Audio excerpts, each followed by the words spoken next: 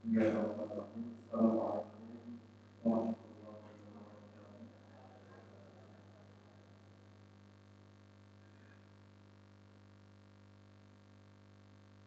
Alhamdulillah.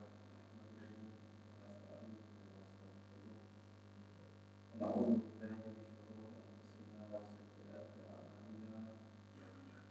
Man yahdihillahu fala mudilla lahu wa man yudlil fala hadiya lahu. Asyhadu an la ilaha illallah wahdahu la syarika lahu wa asyhadu anna Muhammadan abduhu wa rasuluhu. La nabiyya ba'dahu. Allahumma shalli wa sallim wa zid wa barik ala abdika wa rasulika Muhammadin wa ala alihi wa ashabihi ajma'in. Allahumma anfa'na bima 'allamtana wa 'allimna ma yanfa'una wa zidna ilma. Hadirin sekalian, dimuliakan Allah Subhanahu wa taala. Alhamdulillah, kita bersyukur kepada Allah Subhanahu wa taala pada kesempatan yang baik ini kita kembali berjumpa dengan izin Allah Subhanahu wa taala dalam majlis yang mulia ini.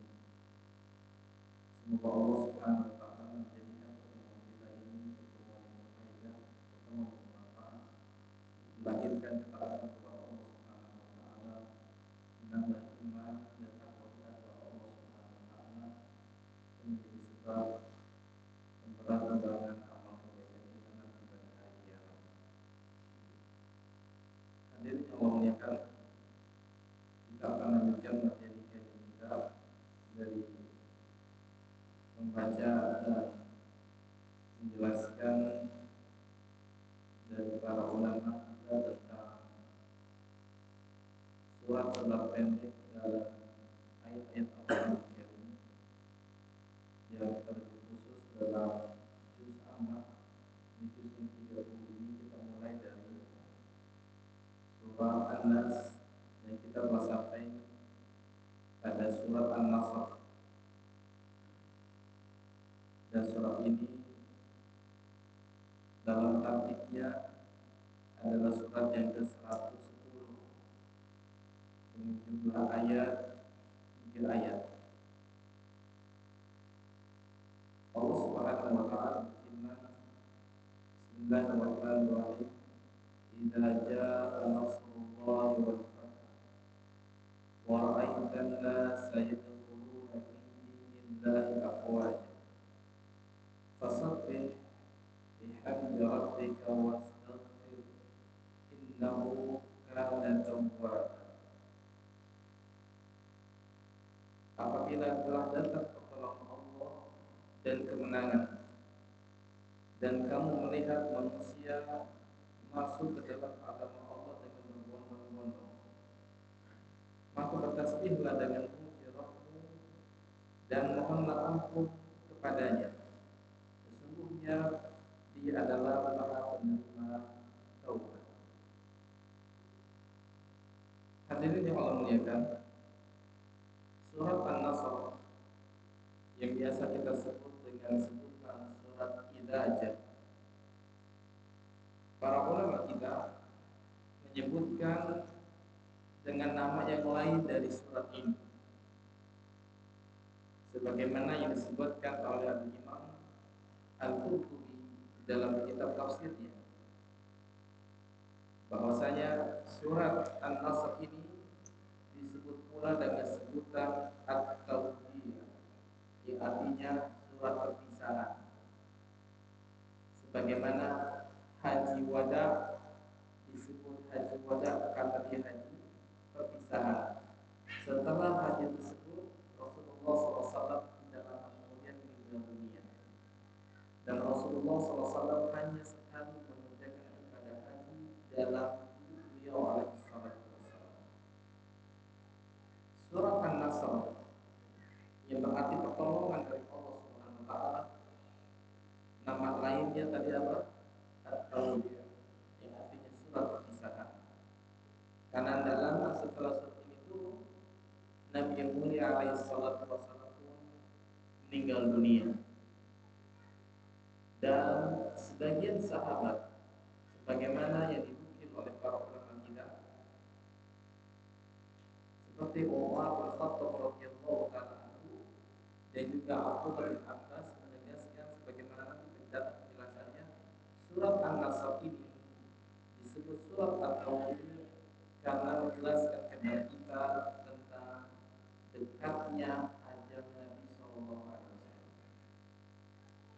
Jika Allah Subhanahu Wa Taala menggunakan agama ini dan banyak manusia masuk ke dalam agama Allah Subhanahu Wa Taala, itu artinya tugas Nabi akan selesai dan Nabi dekat dengan ajalnya, dan tidak lama kemudian Nabi akan kembali kepada Allah Subhanahu Wa Taala.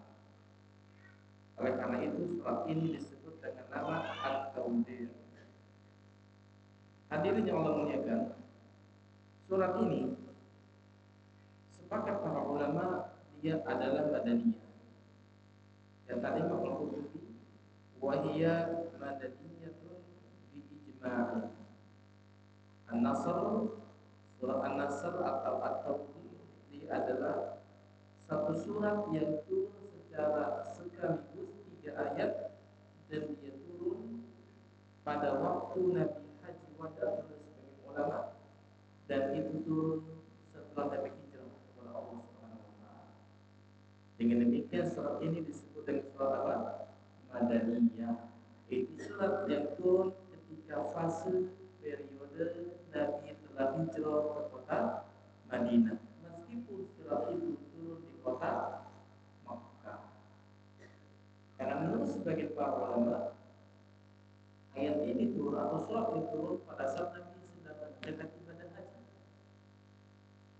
Ada surat yang turun kepada Nabi Sallallahu Alaihi Wasallam, yang surat ini full langsung pada saat kondisi Nabi sedang ibadah haji. Ada sebagian ayat, bukan surat, ayat yang turun kepada Nabi Alaihi Wasallam di akhir dakwah Nabi Sallallahu Alaihi Wasallam dan di akhir hidup Nabi Sallallahu Alaihi Wasallam. Di antaranya surat Al-Maidah ayat 3. Al-yawma akmaltu lakum dinakum wa atmamtu 'alaikum ni'mati wa raditu lakum al-Islam dinan. Pada hari ini telah kusempurnakan bagimu agama dan telah kucukupkan nikmatku atasmu dan telah kuridhoi Islam sebagai agama bagimu. Kata para ulama, ayat ini adalah ayat yang terakhir kali turun kepada Nabi Sallallahu Alaihi Wasallam tentang ayat-ayat hukum, bukan surat. Adapun surat yang terakhir kali turun kata Ibnu Abbas adalah surat An-Nasr. Jadi para ulama membedakan mana ayat, mana surat. Hadirin yang Allah muliakan, kata para ulama kita dalam sebuah hadis yang diriwayatkan oleh Imam Muslim dalam kitab tafsir dari sahabat Ubaidillah bin Abdullah bin Utbah. Dia berkata, qala li Ibnu Abbas, Ibnu Abbas pernah berkata kepada-Ku, ta'lamu, tahukah engkau akhir suratin nazalat min al-Quran nazalat jami'an. Tahukah engkau, wahai Ubaidillah, satu surat yang terakhir kalinya turun dari Al-Quran secara keseluruhan kepada Rasulullah SAW. Nah, kata Ubaidillah, iya saya tahu. Itu Allah berfirman, "Idza jaa nasrullahi wal fath." Qala salat. Kata Ibnu Abbas, itu benar. Ini dari jamaah yang Allah muliakan, ya, bahwasanya surat An-Nasr itu adalah surat yang terakhir kali turun kepada Rasulullah Sallallahu Alaihi Wasallam. Oleh karena itu, para ulama kita, rahimahullah taala, menegaskan dalam surat ini secara umum ada bisyarah, ada kabar gembira, sekaligus ada isyarat akan dekatnya nama Nabi SAW dipanggil oleh Allah Subhanahu Wa Taala. Hingga kata Syekh Abdul Rahman bin Nasir As-Sa'di rahimahullah taala, dia mengatakan fi hadhihi surati al-karimati bisyaratun wa amrun li rasulih sallallahu alaihi wasallam fiha wa isyaratun wa tanbihun ala ma yatarattabu ala dzalika.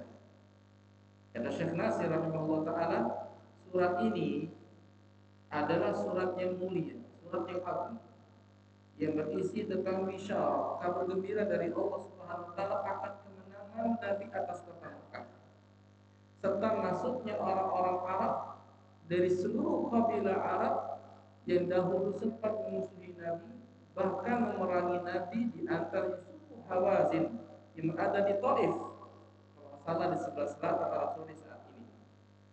Yang perang tersebut dengan sebutan perang Hawazin atau perang Hunain, yang Nabi mengerahkan sejumlah para sahabat dengan pasukan besar, yang pada putaran pertama peperangan para sahabat berhasil dipukul mundur oleh orang-orang musyrikin. Namun Allah Subhanahu wa taala menurunkan ketenangan kepada Nabi dan para sahabatnya, yang pada akhirnya mereka bisa mengalahkan suku Hawazin dalam peperangan Hunain. Maka ketika Fathu Mekah, orang-orang itu masuk ke dalam Islam.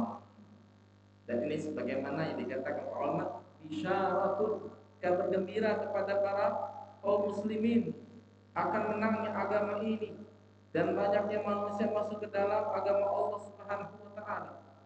Wa amrun li rasulih sallallahu alaihi wasallam inda usuliha, dan perintah Allah kepada rasulnya pada saat kemenangan itu dicapai, keberhasilan itu digapai. Apa perintah Allah? Agar Nabi banyak memuji Allah Subhanahu wa taala, mentasbihkan Allah Subhanahu wa taala, memohon ampun kepada Allah Subhanahu wa taala, dan bertobat kepada Allah Subhanahu wa taala. Ini perintah Allah kepada Nabi ketika kemenangan itu dilakukan oleh Allah Nabi sallallahu alaihi wasallam. Wa tanbihun, dan juga peringatan ala ma yatarattabu ala dzalika, atas perkara-perkara yang terjadi yang berkaitan dengan kemenangan tersebut. Itu apa? Kota Mekah menjadi negeri Islam untuk selama-lamanya. Dan ayat ini sebagai isyarat yang besar bahwasanya Mekah tidak akan pernah mengganti kondisinya dari negeri Islam kepada negeri selain Islam. Sehingga kata Nabi sallam, la hijrata ba'dal fathi, tidak ada lagi hijrah ke kota Madinah setelah kota Mekah ditaklukkan. Ya. Ayat ini jemaah, teman-teman sekalian, para jamaah yang memuliakan, berisi tentang kabar gembira. Bahkan Al-Hafidh Al-Imam Ibnu Katsir rahimahullahu taala dan yang lainnya menambahkan secara umum ayat ini menegaskan kepada kita bahwasanya agama Islam ini akan tersebar ke seluruh pelosok negeri, sebagaimana yang Allah menjanjikannya, yang belum pernah dicapai oleh agama manapun di muka bumi ini, yang telah mencapai keberhasilan sebagaimana Islam berhasil masuk ke setiap negeri-negeri, masuk ke dalam setiap rumah. Kata Nabi SAW, tidak ada sebuah rumah atau tanah di muka bumi ini yang disinari oleh matahari kecuali urusan agamaku akan masuk ke dalamnya. Dan ternyata benar. Tak ada seorang pun di muka bumi ini yang tidak mengenal Islam, meskipun dia belum beragama Islam, yang pada akhirnya Allah berikan dia hidayah untuk masuk ke dalam Islam. Ini isyarat sebagaimana dikatakan oleh Al-Hafidh Ibnu Katsir rahimahullahu taala. Kemudian hadirin yang Allah muliakan, ayatnya mulia ini secara pasti ya memang ada silang pendapat di kalangan para ulama tentang di mana turunnya dan kapan turunnya. Tadi saya isyaratkan ayat ini turun pada saat Nabi Hajjatul Wada menurut sebagian para ulama. Sebagian lagi menimbang bahwasanya seperti Al-Hafidh Ibnu Rajab Al-Hambali rahimahullah ketika menafsirkan ayat ini, surat ini turun sebelum Fathu Mekah. Fathu Mekah itu di tahun keberapa Hijriah? Ke-8 Hijriah. Sementara Nabi SAW haji wada di akhir dakwah Nabi SAW itu tahun ke-11 Hijriah. Ya, Nabi wafat tahun ke-11 Hijriah. Ya. Karena Nabi SAW tinggal di kota Madinah selama 10 tahun. Dan Nabi tinggal di kota Mekah berdakwah selama 13 tahun. Sampai 13 tahun masa kenabian dan kerasulan, Nabi hijrah ke kota Madinah dan tinggal di kota Madinah selama 10 tahun. Dan Nabi wafat pada tahun ke-11 Hijriah. Dan umur beliau saat itu adalah 63 tahun. Kalau surat ini turun pada saat Hajjatul Wada, itu artinya Allah Tabaraka wa Ta'ala menjelaskan ketika Nabi menaklukkan kota Mekah, Allah mengkhabarkan akan keberhasilannya pada saat Nabi Hajjatul Wada. Dan ini kurang tepat kata sebagian para ulama. Sehingga ayat ini turun kepada Nabi SAW atau surat ini turun secara sempurna kepada Nabi SAW sebelum penaklukan kota Mekah yang terjadi pada tahun ke-8 Hijriah. Sebagai bisyarah, sebagai kabar gembira. Dan Allah mengatakan dalam surah Al-Fatih, Inna fatahna laka fatham mubina. Sesungguhnya kami akan membuka, akan menaklukkan kepada engkau dengan penaklukan yang besar, kemenangan yang besar. Sepakat para ulama, kata Ibnu Katsir, adalah penaklukan kota Mekah, dan itu terjadi pada tahun ke-8 Hijriah. Jadi hadirin yang memuliakan, ya, ayat ini turun menurut pendapat yang paling terpilih insya Allah. Walaupun ada pendapat yang lainnya, ayat ini atau surat ini turun sebelum Fathu Mekah, karena Allah berfirman, "Idza jaa nasrullahi wal fath." Menunjukkan bahwasanya dengan jelas kalau penaklukan kota Mekah itu belum terjadi, kecuali Allah mengkhabarkan kepada Nabi ini akan terjadi. Jadi hadirin memuliakan, surat ini turun sebelum penaklukan kota Mekah di tahun ke-8 Hijriah. Kemudian ayat yang mulia ini, bagian pertamanya Allah sebutkan dengan kalimat idza jaa nasrullahi wal fath. Apabila telah datang pertolongan Allah dan kemenangan. Para ulama sekali menegaskan sebagaimana ucapan Ibnu Rajab Al-Hambali, surat ini turun sebelum Fathu Mekah. Kenapa? Karena Allah mengatakan dengan kalimat idza, apabila, dan itu biasanya konteksnya untuk sesuatu yang belum datang, yang akan datang. Adapun id artinya ketika datang. Itu untuk masa lampau. Dan ini banyak dalam Al-Qur'an Allah mengatakan Ilqalatin ra'atu Imran qala rabbi, dan ingatlah ketika istrinya Imran berkata kepada Allah, berdoa, bernadar kepada Allah. Ini untuk masa lampau. Adapun idza, Allah memberitakan kepada Nabi SAW untuk masa yang akan datang. Bahwasanya Allah mengkhabarkan kepada Nabi SAW satu kemenangan yang besar, satu pertolongan yang agung, pembukaan yang dahsyat, penaklukan kota Mekah yang Nabi akan mendapatinya. Ya. Sehingga kata idza ini merupakan bukti akan kebenaran Al-Qur'anul Karim, yang bahwasanya Nabi Muhammad SAW akan diberikan kemenangan oleh Allah Subhanahu wa taala untuk masa yang akan datang.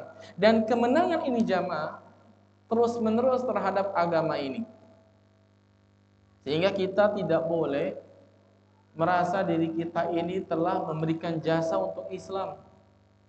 Sehebat apapun kita, usaha kita untuk memberikan sumbangsi kepada Islam, tetap kita tidak bisa mengatakan diri kita ini berjasa untuk Islam.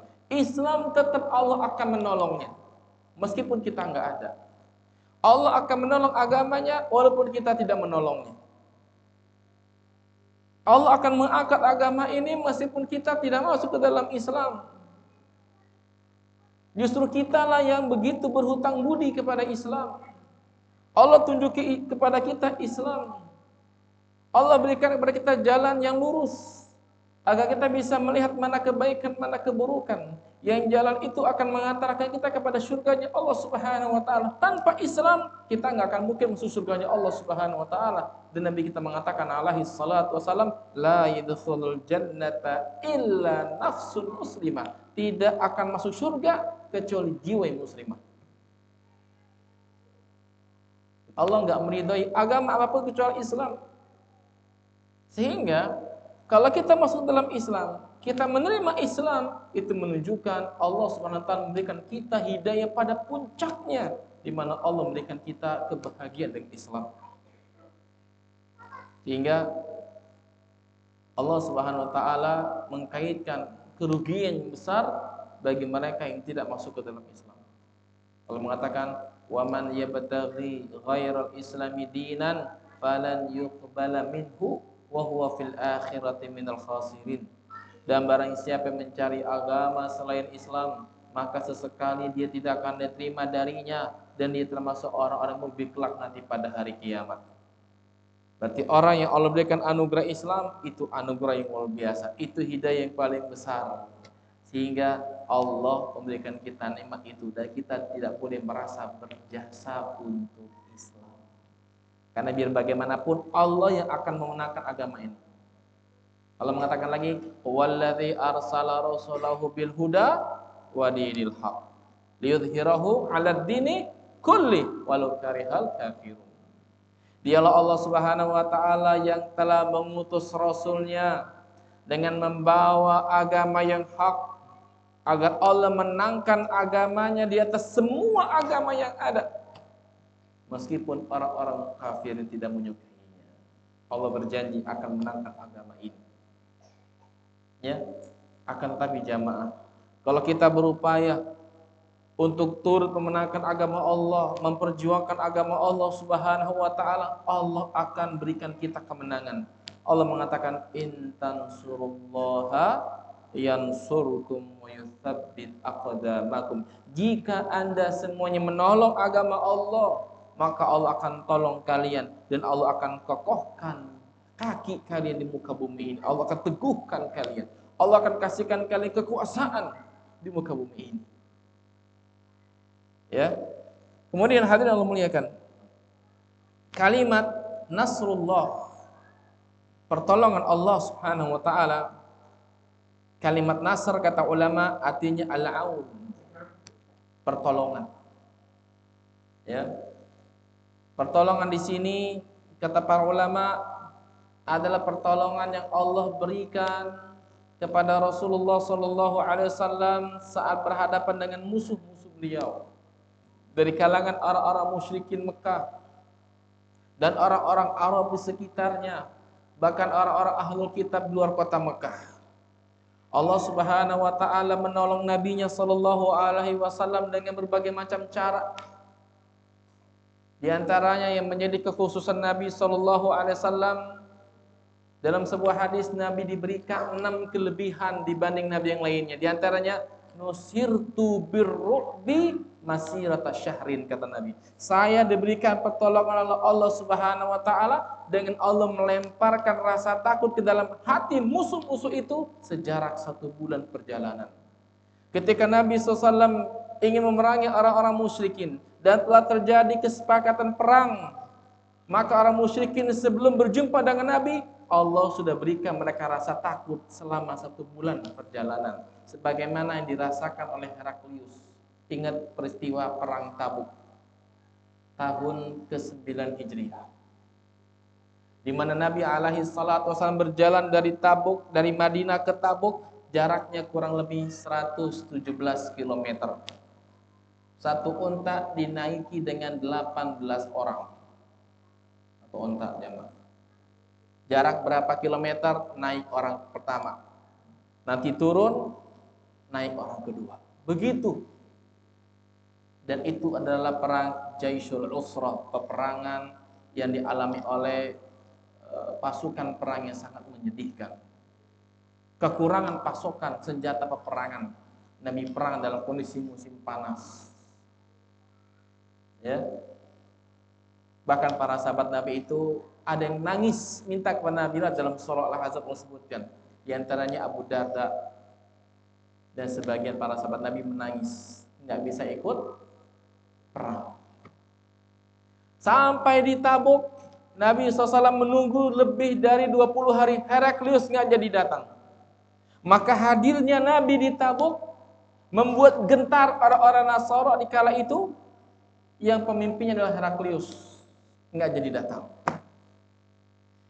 Ya, dan itu sebagai pukulan telak bagi mereka. Di episode perang berikutnya, kaum muslimin berhasil mengalahkan secara betul-betul peperangan melawan orang-orang Nasara, dan finalnya adalah pada saat perang Yarmuk, di mana benteng-benteng negeri Syam ini kuasa oleh orang Heraklius Nasrani tumbang di tangan kaum muslimin dalam waktu hanya kurang lebih 1,5 tahun. Dan itu di masa As-Siddiq radhiyallahu taala. Lihat, Allah menangkan nabinya sallallahu alaihi wasallam. Allah berikan pertolongan di antara dengan apa? Dengan dimasukkannya rasa takut di dalam hati-hati musuhnya. Ya, sehingga pernah saya sampaikan pada saat terjadi dialog antara Heraklius dengan Abu Sufyan radhiyallahu anhu. Di kala itu beliau masih musyrik, dipanggil karena surat Nabi tiba di hadapan Heraklius, mengajak Heraklius untuk masuk ke dalam Islam.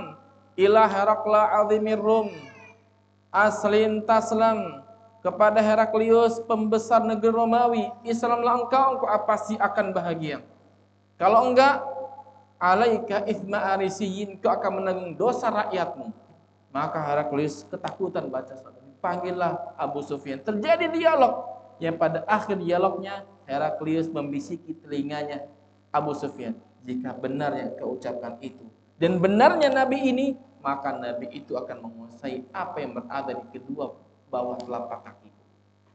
Kata Syekh Ibnu Utsaimin rahimahullah dalam kitabnya Shahwatul Islamiyah, ya, kebangkitan Islam, mengatakan sesungguhnya Nabi telah mengalahkan Heraklius di awal pertama kali dakwahnya sebelum pedangnya sampai ke negeri Heraklius. Artinya apa? Menguasai Heraklius dengan dakwahnya sallallahu alaihi wasallam. Allah menangkan Nabi alaihi salatu wassalam. Ya. Kemudian hadirin Allah muliakan, pertolongan Nabi juga yang diberikan oleh Allah Subhanahu wa taala ini berhasil menundukkan suku-suku bangsa Arab dimanapun berada mereka. Mereka bersatu di atas panji Islam. Yang persatuan tersebut membuat mereka menjadi umat yang satu, umat tak terkalahkan. Dan itu terbukti sampai masa Al-Khulafa Ar-Rasyidun 40 tahun berikutnya. Ya, Al-Khulafa Ar-Rasyidun berkuasa, kaum muslimin tidak pernah dikalahkan musuh-musuh mereka.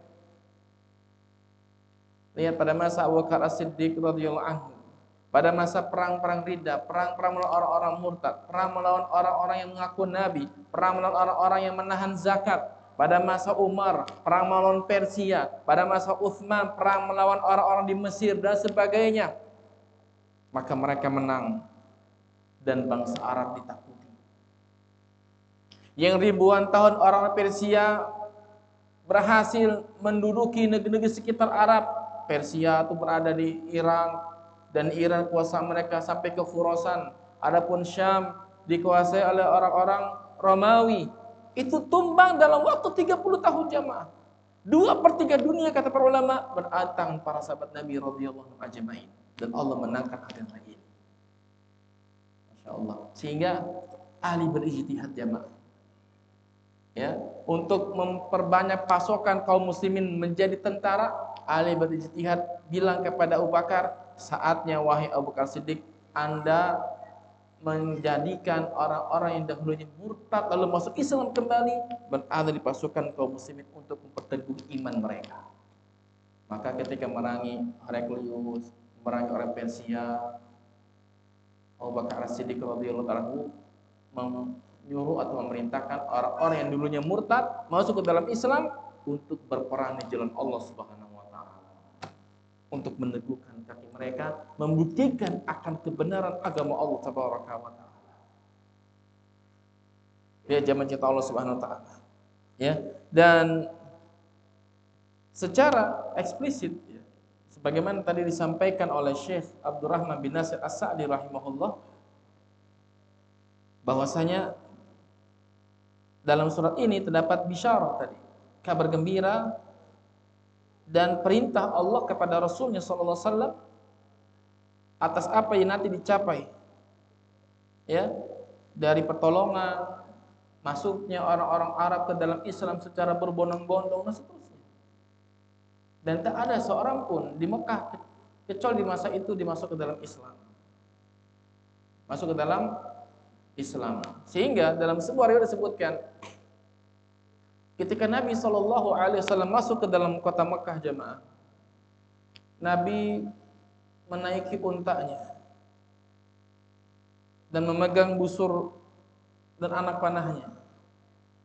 Nabi berpakaian dengan penuh ketawaduan kepada Allah. Masuk kota Mekah, naik unta dengan pelan dan menundukkan kepalanya sampai jenggotnya mengenai perut Nabi begini. Masuk ke dalam kota Mekah. Lalu Nabi tawaf. Setelah itu Nabi pun sholat 8 rakaat. Ada yang mengatakan sholat fath, sholat kemenangan. Ada yang mengatakan pula kata Ibnul Qayyim, sholat duha. Dan Nabi melaksanakannya dengan 2 rakaat salam, 2 rakaat salam, 2 rakaat salam. Setelah itu Nabi pun berdiri di hadapan pintu Ka'bah. Nabi mengatakan, "Ma ra'yukum? Ma af'alu bikum?" Apa pendapat kalian yang akan aku lakukan kepada kalian? Maka mereka mengatakan, akhun karim wa banu karim wa banu akhin karim. Anda seorang yang mulia, anak dari seorang yang mulia, saudara dari saudara yang mulia. Artinya orang Quraisy itu mengagungkan Nabi sallallahu alaihi wasallam. Dipujilah Nabi SAW dan mereka di kala itu masuk ke dalam Islam semuanya. Apa kata Nabi SAW? Idhabu antum mutlaqa. Pergi kalian, kalian bebas hari ini. Tidak ada rasa yang disakiti. Dalam satu riwayat kata Nabi, la tathriba alaikum. Tidak ada penghinaan, tidak ada celaan, tidak ada perbuatan buruk yang aku lakukan kepada kalian. Idhabu antum mutlaqa. Pergi, kalian bebas semuanya. Maka pergilah semuanya. Dan mereka masuk ke dalam Islam. Lihat, Masya Allah. Ini isyarat bahwasanya apa yang Nabi selama ini inginkan dari dakwanya berhasil. Dan pelajaran penting buat kita jamaah cinta Allah Subhanahu wa taala, agar apabila kita mencapai dari yang kita rencanakan, step by stepnya sudah kita lakukan, apa yang kita targetkan ternyata berhasil, maka kita menundukkan diri kepada Allah, tawadu kepada Allah. Kita meyakinkan apa yang telah Allah berikan kepada kita dari keberhasilan itu semata-mata pertolongan dari Allah. Gak boleh kita nisbatkan untuk diri kita sendiri, meskipun dalam dakwah kepada Allah Subhanahu wa ta'ala. Ya. Kemudian jamaah cinta Allah Subhanahu wa ta'ala, dalam ayat ini kata para ulama juga menjelaskan akan keberhasilan Nabi menguasai Mekah tanpa adanya pertumpahan darah. Ya. Nabi menguasai Mekah tanpa ada pertumpahan darah. Karena Nabi SAW tidak ingin sebenarnya terjadi pertumpahan darah. Walaupun ketika Nabi SAW masuk kota Mekah, Nabi mengutus sebagian para sahabat, diantaranya Khalid ibn Walid, untuk masuk melalui sebagian pintu Masjidil Haram.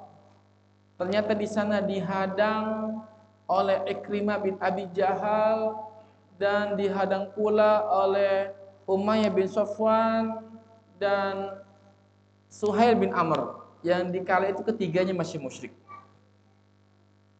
Dan ada satu sahabat Nabi yang gugur di sana, tapi ditahan oleh Khalid agar tidak terjadi pertumpahan darah. Dan kaum muslimin mendesak agar Suhail bin Amr, Ikrimah bin Abi Jahal dan juga Umayyah bin Safwan untuk mundur. Dan pada akhirnya Nabi pun mengatakan, man dakhala baita Abi Sufyan fahuwa amin. Siapa yang masuk ke rumahnya Abu Sufyan, dia aman.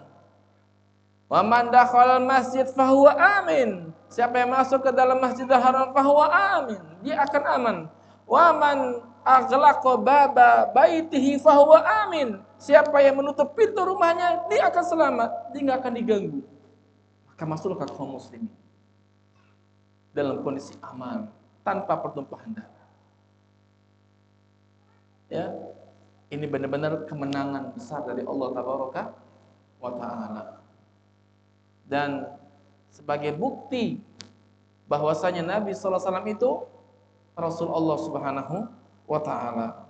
Hingga Al-Imam Al-Qurtubi mengatakan tentang ayat ini, Allah mengatakan wal fath, dan fath, kemenangan besar, sepakat para ulama adalah Fathu Mekah, pembebasan kota Mekah. Ini sebagaimana dikatakan oleh Ibnu Katsir, kemudian Imam Ibnu Jarir At-Tabari, dikuatkan pula oleh Al-Imam Al-Qurtubi. Ya, walaupun sebagian ulama ada yang menafsirkan beda. Ya, tapi sejatinya kalimat Fath adalah apa? Kemenangan Nabi atas kota Mekah. Kemudian ikhwan, para jamaah sekalian Allah muliakan, ayat berikutnya, wa ra'aitan nas yadkhuluna fi dinillahi afwaja. Dan kamu melihat manusia masuk ke dalam agama Allah dengan berbondong-bondong. Disebutkan dalam Sahih Bukhari dari Amr bin Salimah radhiyallahu anhu, dia berkata, wa kanatil arabu talawwamu bi islamihim al-fatha. Dahulu bangsa Arab menunggu penaklukan kota Mekah untuk masuk ke dalam Islam. Artinya mereka menunggu kalau benar Muhammad itu seorang nabi, pasti kota Mekah ini akan ditaklukkan olehnya. Kata mereka, utrukuh wa qaumah fa innahu in dhahara alaihim fahuwa nabiyyun sadiqun. Biarkan mereka, biarkan Rasulullah dan kaumnya. Ucapan ini jamaah, kata sebagian para ulama, diucapkan pada saat Nabi melakukan umratul qadha. Itu umrah qadha. Umrah apa namanya qadha? Ganti umrah. Pada saat Nabi tahun ke-6 Hijriah kan tertahan mau umrah tuh, sampai terjadinya sulhul Hudaybiyah, perjanjian Hudaybiyah. 2 tahun berikutnya orang-orang musyrikin membatalkan perjanjian. Yang pada akhirnya Nabi SAW itu Fathu Mekah, sebelumnya Nabi umratul qadha. Dan Nabi umrah membawa pasukan kaum muslimin, membawa pedang dan busur panah sambil menaiki untanya. Nabi pun sempat bertawaf lalu menyentuh Hajar Aswad dengan tongkatnya. Pada putaran 3 pertama, Nabi perintahkan para sahabat untuk apa? Tawaf dengan berlari-lari kecil dengan agak cepat. Sehingga orang musyrikin mengatakan, utruku Muhammadan, tinggalkan, biarkan dia bertawaf di sana. Ya, pada akhirnya kalau dia benar seorang nabi, dia pasti akan menaklukkan Mekah pada akhirnya. Sebagai mereka mengatakan, tidak mungkin orang yang jalan dari kota Madinah kemari dengan kondisinya penuh semangat, dia tidak akan membiarkan kota Mekah begitu saja. Dan ini ucapan mereka dikala mereka melihat Nabi sedang melakukan umratul qadha. Ya, kata mereka lagi, in zahara alaihim fahuwa nabiyyun sadiqun. Jika dia, ini Muhammad SAW, menang, berhasil mengalahkan kota Mekah dan penduduknya maksudnya, berarti dia seorang nabi yang jujur. Falamma kanat waq'atu ahlil fath badara kullu qaumihim bi islamihim wa badara abi qaumi bi islamihim. Ketika terjadi penaklukan kota Mekah tahun ke-8 Hijriah, setiap kaum di kota Mekah bersegera memeluk Islam dan ayahku pun juga menyegerakan keislamannya beserta kaumnya kepada Nabi sallallahu alaihi wasallam. Ini makna kamu melihat manusia masuk ke dalam Islam berbondong-bondong. Dalam satu riwayat jamaah disebutkan yang pertama kali masuk Islam di kala itu adalah Abu Sufyan. Ya, Abu Sufyan masuk Islam ketika Nabi SAW berjalan menuju kota Mekah, ketemu dengan Al-Abbas bin Abdul Muttalib. Al-Abbas radhiyallahu anhu pernah menjadi tawanan pada perang Badar. Lalu sebelum Fatu Mekah, Abbas masuk ke dalam Islam. Lalu membawa Abu Sufyan. Ketika membawa Sufyan, Nabi katakan, "Wahai Abbas, datanglah esok pagi kepadaku sambil membawa Abu Sufyan." Maka ketika pagi esoknya datang, Umar melihat Abu Sufyan, mengatakan, "Ya adu Allah, wahai musuh Allah. Ya Rasulullah, biarkan saya penggal lehernya." Gitu. Kata Abbas, "Sesungguhnya dia dalam jaminanku. Jangan kau apa-apakan dia, wahai Umar." Maka Umar pun terdiam, karena yang mengatakan demikian adalah pamannya Rasul sallallahu alaihi wasallam. Maka Abu Sufyan pun mengatakan kepada Abbas untuk berjumpa dengan Nabi sallallahu alaihi wasallam. Maka ketemu dengan Nabi di tendanya, di Tua. Nama lokasinya Tua, dekat Mekah waktu itu, kata para ulama. Maka kata Nabi sallallahu alaihi wasallam, "Hai Abu Sufyan, tidakkah engkau mengetahui bahwasanya tidak ada ilah yang berhak disembah selain Allah? Tidakkah kau berhenti dari kekafiranmu itu?" Maka Abu Sufyan mengatakan, "Asyhadu an la ilaha illallah." Bersaksi. "Hai Abu Sufyan, tidakkah engkau berhenti dari kekafiranmu yang menyatakan wa anna Muhammadan Rasulullah? Aku adalah Rasul Allah Subhanahu wa taala." Kata Abu Sufyan, "Untuk ini saya belum bisa. Nanti saja. Kata Abbas, "Wahai hak, celaka engkau Abu Sufyan. Cepat katakan, kalau enggak kau akan binasa di sini." Maka dia mengatakan dengan rada terbata-bata, "Wa asyhadu annaka rasul." Dengan rada takut-takut. Ya. Maka ketika mendengar syahadatnya Abu Sufyan, maka kaum muslimin bertakbir. Umar mengatakan Allahu Akbar. Maka dia pun pulang. Ternyata Abu Sufyan menyembunyikan keislamannya. Ya. Dan setelah Fatu Mekah dia menyatakan keislamannya. Pada acara pertama masuk Islam itu, yang pertama kali masuk Islam adalah kaum laki-laki, maka Nabi membaiat mereka dalam semua kabilah. Ada yang mendatangkan dirinya satu persatu, ada yang datang ketua kabilahnya, mewakili Islamnya, kaumnya, seperti tadi siapa? Amr bin Salimah beserta bapaknya. Maka dikala itu Hindun bintu Utbah, istri dari Abu Sufyan, mengejek suaminya.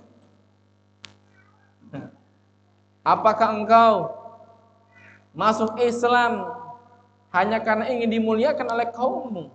Engkau takut engkau diejek oleh kaummu?" "Ya Hindun, bukan itu permasalahan. Karena saya meyakini kebenaran agama Muhammad sallallahu alaihi wasallam." Maka esok harinya Nabi menerima keislaman para wanita di Mekah, dan termasuk Hindun bintu Utbah yang pernah merobek dadanya Hamzah pada perang Uhud, diacak-acak isi perutnya lalu dimakan jantungnya. Maka Hindun mengatakan, "Ya Rasulullah, saya enggak pernah melihat orang yang paling saya benci kecuali wajah engkau diri. Maka pada hari ini tidak pernah saya melihat orang yang paling aku cintai melainkan dirimu ya Rasulullah." Itu ucapan siapa? Hindun bintu Utbah. Nah, riwayat ini kata sebagian ulama dijadikan sebagai penafsiran masuk Islamnya seluruh kabilah Arab, termasuk para wanitanya tanpa terkecuali di masa itu. Maka Hindun bintu Utbah yang merupakan istri dari Abu Sufyan pun juga masuk Islam. Dia menyesali, dia bertobat kepada Allah atas perbuatannya di masa dahulu yang sempat memerintahkan orang untuk membunuh Hamzah, itu Wahsy, lalu merobek dadanya dan memakan jantungnya. Maka Nabi pun memaafkan. Nabi pun memaafkan. Dan yang terakhir kali masuk ke ulama di antaranya adalah Wahsy. Wahsy di antara orang-orang yang terakhir kali masuk ke dalam Islam. Kenapa? Karena dia membunuh Hamzah. Dibawa oleh Bilal bin Rabah, hampir dipenggal kepala kaum muslimin. Kata Bilal, dia dalam jaminanku. Maka Wahsy ketemu Rasulullah masuk Islam. Kata Rasulullah, jika engkau bisa untuk tidak berjumpa denganku, lakukan. Kenapa? Karena Nabi terbayang yang dilakukan oleh Wahsy ketika membunuh Hamzah. Ya, maka Wahsy nggak pernah ketemu Nabi SAW sejak masuk Islam, kecuali ketika Nabi wafat baru Wahsy datang ke kota Madinah dan ikut perang bersama para sahabat Nabi SAW. Dan kata sebagian ulama tadi, Wahsy termasuk orang yang terakhir masuk Islam pada saat Fathu Makkah. Kemudian jamaah cinta Allah Subhanahu wa taala,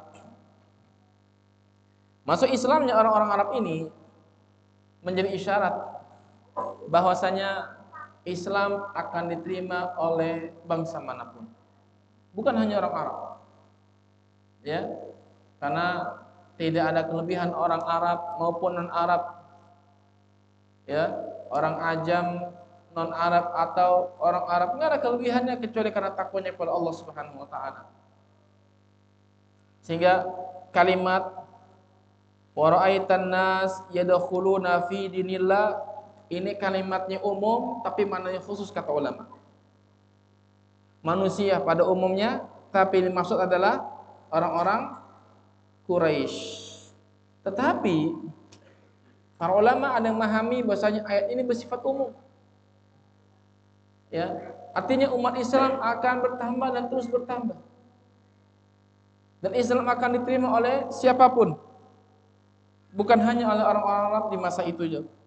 Sampai pada akhirnya kata para ulama kita, di antaranya Syekh Nasir, ya, beliau mengatakan wa qad wajada dzalika fi zamanil khulafa'ir rasyidin wa ba'dihim fi hadhil ummah lam yazal nasrullahi mustamirran hatta wasala al-islamu ila ma lam yasil ilahi dinun minal adyan wa dakhala fihi ma lam yadkhul fi ghairihi hatta hadatha minal ummati man min mukhalafati amrillahi ma hadath fabatalahumullah bitafarruqil kalimati wa tashattatil amr fahasala ma hasala. Kata Syekh Nasir rahimahullah taala, ayat ini menandakan kepada kita bahwasanya kemenangan akan terus berlangsung bagi agama ini sampai didapati pada masa al-khulafa ar-rasyidun. Orang-orang Arab yang tadinya dulu Islam masuk ke dalam Islam, semuanya bersatu. Allah akan terus menolong agamanya. Dan Islam akan mencapai apa yang tidak pernah dicapai oleh agama manapun. Dan Islam akan masuk ke tempat-tempat manapun yang belum pernah dimasuki oleh agama manapun. Sampai pada akhirnya Allah Subhanahu wa taala menguji umat ini yang sebagian mereka menyalahi perintah Allah, yang pada akhirnya terjadilah apa yang membuat mereka berpecah belah dan urusan mereka menjadi tercerai-berai. Ini isyarat buat kita jemaah. Selama kita bersatu di atas agama Allah, selama kita berada di atas sunnah Rasulullah sallallahu alaihi wasallam, Allah akan menangkan kaum muslimin. Kecuali jika mereka berselisih dan berbeda tentang pemahaman mereka. Ya, dan hari ini terjadi jemaah. Ya. Kaum muslimin berbeda pandangan, berbeda akidah, sehingga membuat mereka terpecah belah. Dan kalimat mereka tidak bersatu. Masing-masing kelompok itu membanggakan apa yang ada pada dirinya. Sebagaimana kata Allah, kullu hizbin bima ladaihim farihun. Setiap hizb, setiap kelompok merasa bangga dengan apa yang ada pada diri mereka. Padahal harusnya mereka bangga dengan Qur'annya, dengan sunnahnya. Mereka bersatu di atas sunnah Nabi alaihi salatu wassalam. Kalau mereka bersatu di atas Al-Quran, di atas sunnah, di atas akidah yang lurus, di atas manhaj Nabi SAW, Allah pasti akan memberikan kemenangan kepada mereka. Dan itu apa yang dialami oleh para sahabat Nabi radhiyallahu taala ajma'in. Mereka tidak pernah berpecah belah.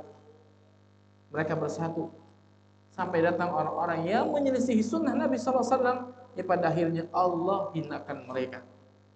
Ya, lihat dalam sebuah hadis yang dikeluarkan oleh Imam Abu Daud dan dihasankan oleh Syekh Al-Albani dalam kitabnya Silsilah di juz yang pertama.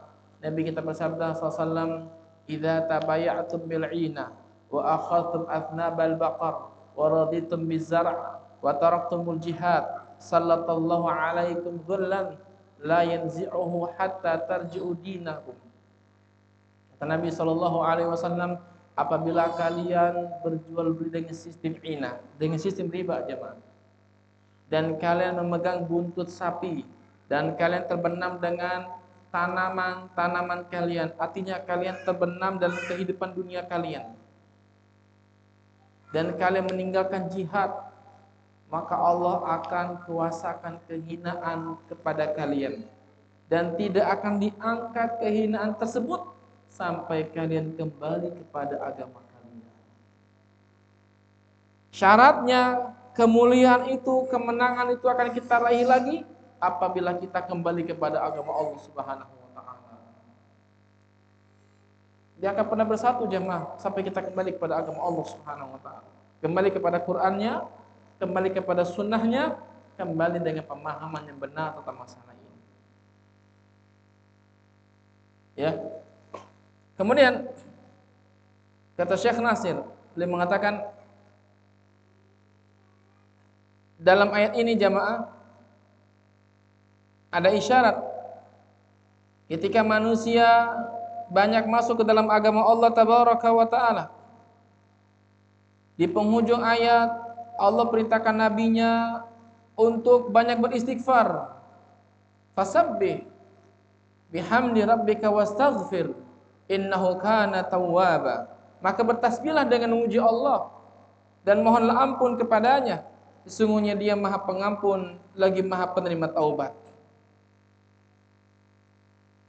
Ayat ini kata Syekh Nasir rahimahullah, beliau mengatakan wa amma isyaratu ats-tsaniyatu fahiyal isyaratu ila anna ajala Rasulullah sallallahu alaihi wasallam qad qurba wadana. Isyarat ayat yang kedua berikutnya adalah tentang dekatnya ajal Nabi sallallahu alaihi wasallam.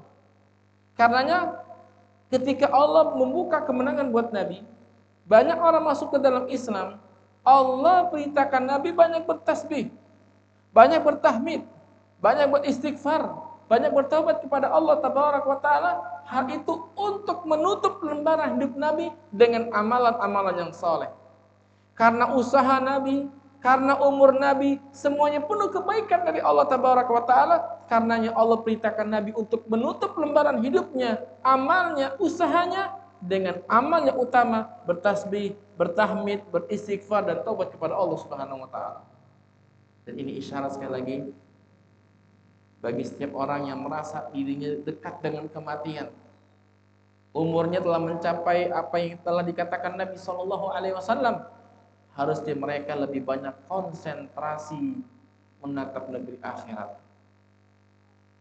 Ya. Sehingga kata Syekh, wa wajhu dzalika anna umrahu umrun fadilun aqsamallahu bihi. Dan karenanya pula umur Nabi jamaah itu umur yang utama, umur yang barokah.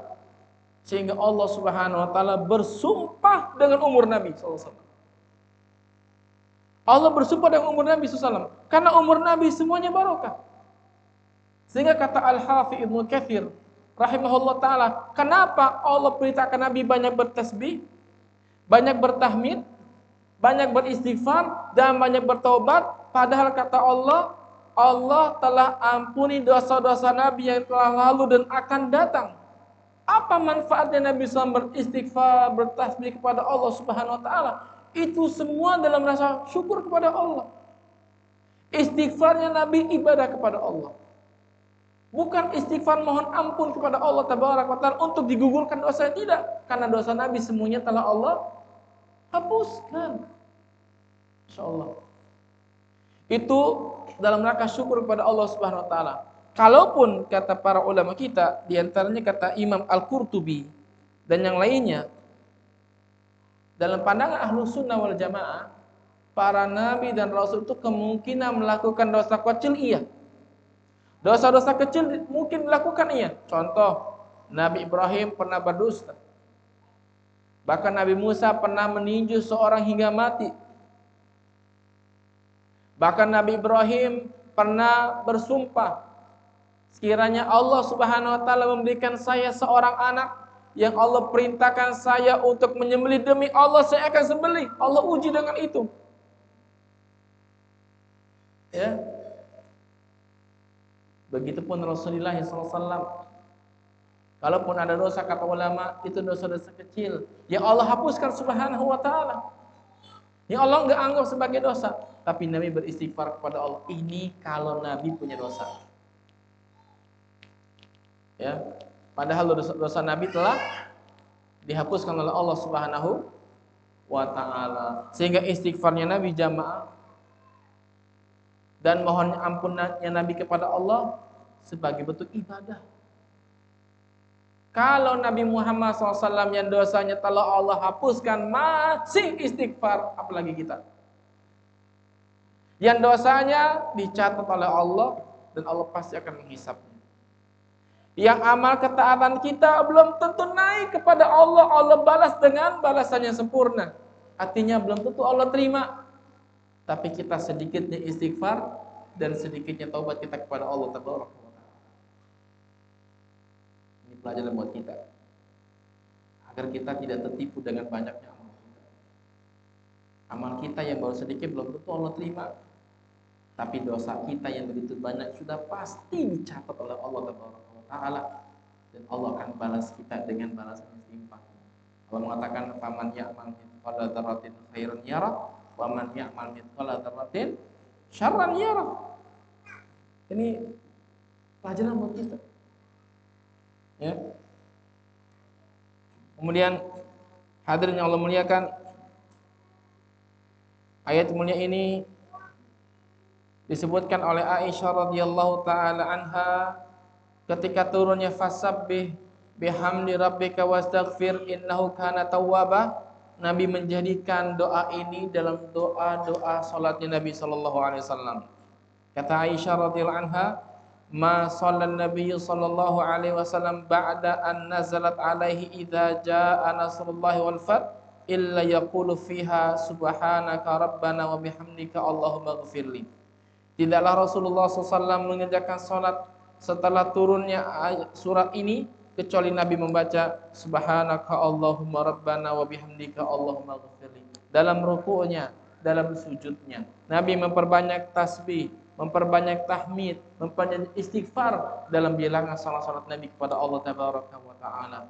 Oleh karena itu di antara sunnah Nabi kita membaca doa ini dan memperbanyaknya di kala ruku dan di kala sujud. Subhanaka Allahumma rabbana wa bihamdika Allahumma ighfirli. Subhanaka Allahumma rabbana wa bihamdika Allahumma ighfirli.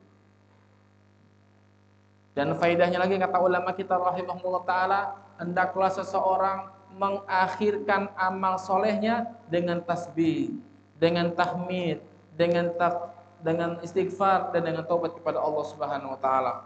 Berapa banyak amal soleh ya yang kita kerjakan, terkadang kita enggak menutupnya dengan istighfar kepada Allah Subhanahu wa taala, padahal Nabi ajarkan. Di antaranya salat. Ya, dalam hadis yang sahih Nabi habis salat mengucapkan apa? Istighfar, astagfirullah, astagfirullah, astagfirullah. Lalu dari sebagian zikirnya Nabi katakan la ilaha illallah wahdahu la syarikalah, lahul mulku wa lahul hamdu wa huwa ala kulli syai'in qadir. La haula wala quwwata illa billah. Ya. dan seterusnya. Nabi katakan, Allahumma la mani alima a'taita wa la mu'tiya lima mana'ta wa la yanfa'u dzal jaddi minka jadd. Itu bentuk istighfar Nabi, mohon ampunnya Nabi dan syukurnya Nabi kepada Allah Subhanahu wa taala. Bahkan habis buang hajat kita beristighfar. Apa doanya? Ghufranaka. Kata para ulama, di antaranya Al-Imam Ibnu Qayyim dalam kitabnya Ighatsatul Lahfan min Masayyidi Syaitan, apa hikmah kita beristighfar habis buang hajat? Yang pertama, buang hajat itu nikmat jemaah, yang terkadang kita kurang mensyukurinya. Maka tutup dengan istighfar kepada Allah Subhanahu. Yang kedua, dikala orang itu buang hajat, sejenak dia melupakan Allah. Enggak ada orang lagi buang hajat sambil zikir. Ada enggak? Enggak ada. Apa pada saat dia ketika mengeluarkan kotor yang mengatakan alhamdulillah? Enggak kan? Dia mulutnya. Dia enggak zikir kepada Allah tabaraka wa taala. Sehingga ketika dia selesai buang hajat, kotorannya dia keluarkan, dan itu nikmat dari Allah tabaraka wa taala yang terkadang dia kurang syukuri, dia tambal, dia tutup dengan istighfar kepada Allah Subhanahu wa taala. Ya. Bahkan selesai haji, Allah perintahkan untuk beristighfar yang banyak kepada Allah. Banyak menyebut nama Allah, lebih banyak daripada kalian menyebut nama bapak kalian selepas ibadah haji. Ini isyarat buat kita juga, agar kita menutup lembaran hidup kita dengan banyak istighfar kepada Allah Subhanahu wa taala, agar kita menutupnya dengan penuh taubat kepada Allah Subhanahu wa taala, dan itu tanda husnul khatimah. Dalam hadis Anas, Nabi katakan, orang itu kalau husnul khatimah, ya, ista'malahullahu ala amalin, Allah akan jadikan hamba tersebut mengerjakan amal. Anas bertanya, gimana ya Rasulullah? Allah berikan dia taufik, Allah berikan dia kesempatan dibuka amal-amal soleh di penghujung hayatnya, dan dia meninggal dunia selepas mengerjakan ketaatan kepada Allah Subhanahu wa taala. Jemaah cinta Allah Subhanahu wa taala, tentang keseluruhan ayat ini sebagai bukti dekatnya ajal Nabi sallallahu alaihi wasallam adalah sebagaimana riwayat Bukhari, ya, ketika Nabi sallallahu alaihi wasallam, ketika Umar maksud saya, memasukkan Ibnu Abbas ke dalam sidang syura yang dihadiri oleh pembesar para sahabat Nabi SAW, yaitu para veteran perang Badar. Di situ ada Utsman dan para sahabat yang lainnya. Ya, kata Ibnu Abbas, kana Umar yudkhiluni ma'a asyakhi Badrin. Umar dahulu pernah membawa aku masuk menghadap asyakhi Badrin, para pembesar veteran perang Badar. Faqala ba'duhum, sebagian mereka berkata, kalau nggak salah diantaranya Abdurrahman bin Auf. Abdurrahman bin Auf, ya. Kata beliau kepada Umar, lima tudkhilu hadal fata ma'ana walana abna'un mithluhu.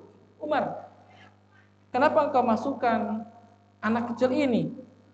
Kita juga punya anak-anak yang seperti dia, yang sebaya dengan dia. Artinya biarkan dia main sana, jangan di sini. Apa kata Umar? Innahu mimman qad alimtum. Ya, ini yang kalian tahu dari si Ibnu Abbas ini. Gitu. Qal fada'ahum dzata yaumin wada'ani ma'ahum. Maka satu hari Umar mengajak mereka dan mengundang aku bersama mereka. Qala, Umar mengatakan, kata Ibnu Abbas maksud saya, wa ma ru'ituhu da'ani yawma idzin illa liyuriyahu minni. Tidaklah Umar mengajakku di hadapan para pembesar Badar kecuali untuk memperlihatkan kapasitas keilmuan. Umar yang ngeliatin, Ibnu Abbas ini bisa apa? Jangan dikira anak kecil ini anak kecil, lihat ilmunya. Ya. Faqala, kata Umar, "Ma taquluna fi idza jaa nasrullahi wal fath?" Hai para sahabat Rasulullah, apa pendapat kalian tentang surat idza jaa nasrullahi wal fath? Dan seterusnya. Kata Ibnu Abbas, sampai Umar membacakan ayat ini dengan sempurna. Faqala ba'duhum, sebagai mereka mengatakan, umirna an nahmadallah wa nastaghfirahu idza nusirna wa futihala alaina. Allah perintahkan kita untuk memujinya, beristighfar kepadanya apabila Allah menangkan kita atas musuh-musuh kita. Wa qala ba'duhum, Umar melemparkan pertanyaan yang sama kepada yang lainnya. Dia mengatakan la nadri, kami enggak tahu. Putar pertanyaan terus, sebagaimana mengatakan kami enggak tahu. Maka kata Umar, ya Ibnu Abbas, akadza taqul? Wahai Ibnu Abbas, apakah pendapatmu seperti itu? Apa kata Ibnu Abbas? Qultu la, enggak. Lihat. Ibnu Abbas mengatakan enggak. Qal, kata Umar, fama taqul? Lalu apa pendapatmu tentang surat ini? Qultu, kata Ibnu Abbas, huwa ajalu Rasulillah. A'lamahu Allahu lah idza jaa nasrullahi wa fath. Fathu Makkah fadzaka alamatu ajalika. Qala Umar, ma a'lamu minha illa ma ta'lamu. Kata Ibnu Abbas, surat ini berisi isyarat akan dekatnya ajal Rasulullah sallallahu alaihi wasallam, dan Allah memberitahu kepada Nabi tentang ajalnya melalui firman-Nya, apabila datang pertolongan Allah dan kemenangan kota Mekah. Ini merupakan alamat akan dekatnya ajalmu wahai Rasul sallallahu alaihi wasallam. Apa kata Umar? Membanggakan jawaban Ibnu Abbas di hadapan semua sahabatnya, ma a'lamu minha illa ma ta'lamu. Saya enggak tahu maksud ayat ini kecuali apa yang telah aku beritahu kepada kamu Ibnu Abbas. Maka terdiamlah para pembesar Badar. Ternyata Ibnu Abbas bukan anak sembarang anak. Umar pun mempersilakan Ibnu Abbas keluar, silakan keluar. Kalian baru tahu bagaimana cerdasnya anak itu. Ya, dari situlah para sahabat tahu bahwasanya ayat ini sebagai dekatnya ajal Nabi sallallahu alaihi wa ala alihi wasallam. Kemudian hadirin yang memuliakan, dalam ayat ini yang terakhir adalah Allah Subhanahu wa taala memberikan kepada Nabi sebab-sebab ampunan, sebab-sebab pertolongan dan kebaikan yang lainnya, ya, atau sebab-sebab kebahagiaan dengan 4 hal. Yang pertama, taubat kepada Allah Subhanahu wa taala. Ya, para ulama banyak taubat.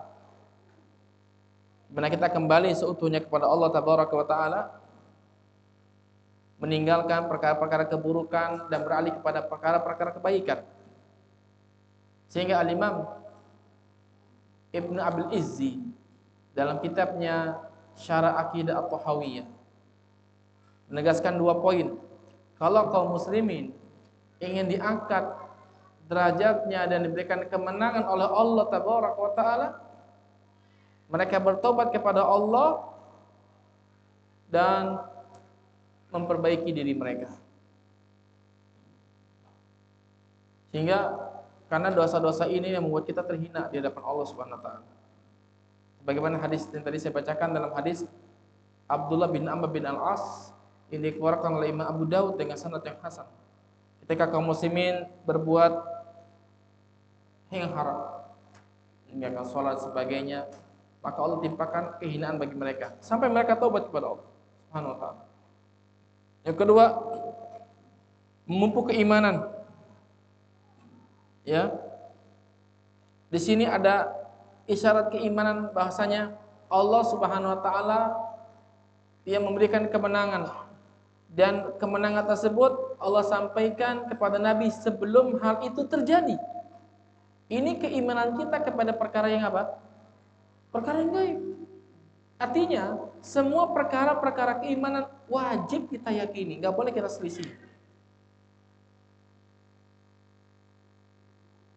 Yang ketiga jamaah, beramal soleh. Beramal soleh kepada Allah Subhanahu Wa Taala mencakup amalan hati, amalan fisik, amalan lisan. Di sini Allah perintahkan Nabi SAW banyak beristighfar, banyak bertasbih, banyak bertahmid kepada Allah Subhanahu Wa Taala. Istimewanya bagi mereka yang telah mencapai usia sudah tua, bagaimana Nabi SAW itu, kata Ibnu Abbas, kata Aisyah dan yang lainnya, ketika Nabi diturunkan surat ini dari Allah SWT, Nabi fokus tentang akhiratnya. Sampai Nabi SAW itu sholat dan kakinya pun bengkak. Sampai Nabi SAW itu sholat sambil duduk Pak. Ketika Nabi sisa 40 ayat, Nabi berdiri kembali. Lalu Nabi melanjutkan sholatnya dengan berdiri, ruku dengan berdiri, i'tidal dengan berdiri, dan Nabi pun sujud sallallahu alaihi wasallam.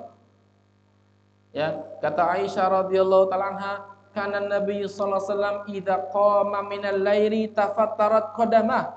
Nabi SAW apabila sholat malam sampai kakinya bengkak. Dan itu di penghujung hayat Nabi. Kata Aisyah, ketika tubuh Nabi sudah mulai gemuk dan usia Nabi telah lebih dari 60 tahun. Nabi rambutnya mulai beruban dan jenggotnya sudah terlihat ubanan. Sallallahu alaihi wasallam. Nabi fokus mengharap lebih akhirat kepada Allah Subhanahu wa taala. Nabi memperbanyak amal soleh. Karenanya tadi Allah katakan banyak tasbih, tahmid, istighfar dan taubat kepada Allah Subhanahu wa taala. Yang keempat jamaah, istiqomah di atas keimanan dan hidayah kepada Allah Subhanahu wa taala. Dan ini sebagaimana dikatakan oleh Syekh Nasir rahimahullahu taala dalam perkataannya, dan saya ambil dari ucapan beliau, wa qad ahida annal umural fadilata tuhtamu bil istighfar kas salati wal haji wa ghairi dzalika. Dan sebagaimana yang diketahui bahasanya perkara-perkara yang utama itu hendaklah ditutup dengan istighfar. Istighfar ini membuat kita langgeng dalam istiqomah kepada Allah, seperti salat, haji dan sebagainya. Ya. Dan keempat hal ini tadi, taubat, keimanan, amal soleh, istiqomah dan memperbanyak istighfar dirangkum oleh Allah dalam sebuah ayat dalam surat Thaha ayat 82. Allah mengatakan, wa inni laghaffarun liman taba wa amana wa amila salihan tsumma ihtada. Dan sesungguhnya aku Maha Pengampun bagi orang yang banyak taubat kepadaku, beriman, lagi beramal soleh, dan tetap di atas jalan yang lurus.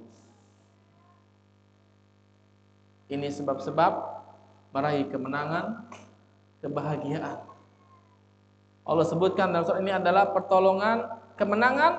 Allah perintahkan kita menutup dengan istighfar, taubat dan seterusnya. Ya. Tadi Allah sebutkan dalam surat Thaha ayat 82. Ikhwan fillah azakumullah. Pelajaran yang bisa kita ambil dari ayat ini, saya ringkas aja ya. Yang pertama, banyaknya anugerah yang Allah berikan kepada umat ini. Banyak sekali jemaah. Diutusnya Nabi anugerah. Dimasukkannya Islam ke dalam rumah kita anugerah dari Allah. Ya. Yang kedua jemaah, kewajiban bersyukur tatkala kenikmatan itu datang kepada kita. Wajib bersyukur kepada Allah Tabaraka wa taala. Nikmat apapun yang Allah curahkan kepada kita, wajib kita mensyukuri. Ya. Enggak boleh kita ingkari Allah. Allah mengatakan la in syakartum la azidannakum wa la in kafartum inna adzabi lasyadid. Jika kalian mensyukuri nikmat itu aku tambah. Jika kalian kufur, ingat sesungguhnya azabku maha dahsyat. Yang ketiga, beristighfar setiap kali dan setiap keadaan kita kepada Allah Subhanahu wa taala. Banyak istighfar. Sehingga kata Al-Imam Al-Hasan Al-Basri beliau mengatakan aksiru min istighfar fi majalisikum wa fi mawaidikum wa fi turuqikum fa innakum ma tadruna mata tanzil maghfirah. Banyaklah kalian beristighfar kepada Allah Subhanahu wa taala di majelis-majelis kalian. Di tempat kita berkumpul nih, di rumah, di masjid, dimanapun kita berkumpul. Wa fi mawaidikum, di tempat makanan kalian, di meja makan. Wa fi turuqikum, di jalan-jalan kalian, mau ke pasar, mau ke masjid, mau ke kantor. Kenapa? Karena kalian tidak tahu kapan turunnya ampunan dari Allah. Benar istighfar. Ya. Ini satu bentuk kewajiban kita kepada Allah Tabaraka wa taala. Adapun istighfarnya Nabi sebagai wujud syukur kepada Allah Subhanahu wa taala atas apa? Atas anugerah yang Allah berikan kepada Nabi sallallahu alaihi wasallam. Kalau Nabi banyak istighfar kepada Allah, apalagi kita jamaah umumnya. Wallahu taala alam. Sampai di sini saya rasa cukup. Semoga ada manfaatnya dari apa yang kita bahas. Wallahu taala alam. Wassallallahu wasallam wa baraka ala nabiyil karim Muhammadin wa ala alihi wa sahbihi ajma'in. Wa akhiru da'wana alhamdulillahi rabbil alamin.